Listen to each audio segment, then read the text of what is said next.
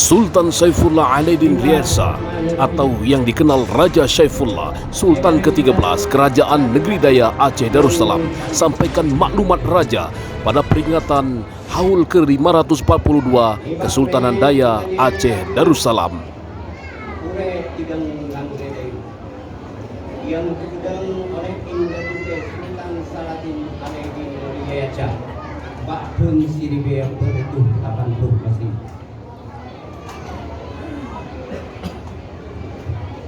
Yang kami ingat sabi-sabi, Pak Tip-Tip Sibuk Julhijjah, Pak Si Ure Raya Haji. Getanya Gius Mige, tukang agama, hukum adat, kanun dan dari Sam.